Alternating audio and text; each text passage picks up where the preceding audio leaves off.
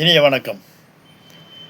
இந்த fair and lovely இந்த க்ரீமை போடுங்க, உங்கள் முகம்லாம் சிவப்பாகும், பொலிவு வரும் அப்படின்னு சொல்லி ஆர்டிஃபிஷியலாக பேஸ்ட்டு இதெல்லாம் விற்கிறாங்க, ஆயிலெலாம் விற்கிறாங்க.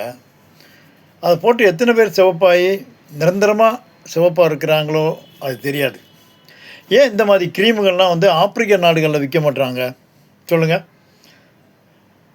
நம்ம இந்தியாவில் இருக்கிற நிறம் ஒரு போற்றத்தக்கதுரிய நிறம். ஒவ்வொருத்தருக்கும் ஒரு பல்வேறு முகங்கள் இருந்தாலும் கூட நிறம் குறிப்பிட்ட அளவு ஒரே மாதிரி தான் இருக்கும். நிறம் மாறாது. இந்த க்ரீம் வச்சு கோடீஸ்வரன் ஆகிருக்கும். ஆனால் நம்ம நிறம் டெம்பரவரியாக ஒரு 3 மாதத்துக்கு தான் அந்த கலர் மாறும்.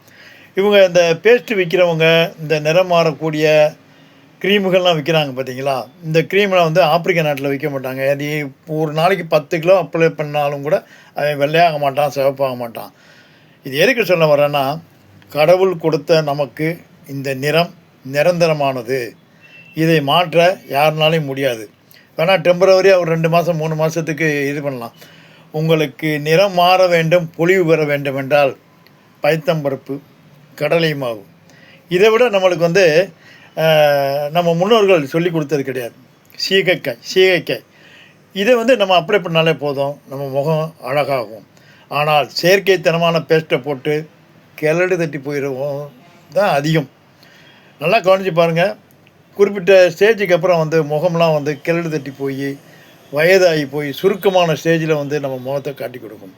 அதனால் என்ன சொல்ல வர்றேன் அப்படின்னா, ஒரு ஆர்டிஃபிஷியலான செயற்கை நிறைந்த க்ரீமுகளை உபயோகிக்காதீர்கள். எப்பவும் போல் நம்ம முகம் அழகாக இருப்பதற்கு கடலை மாவு, பைத்தம்பருப்பு மாவு தான் சிறந்தது. நன்றி, வணக்கம்.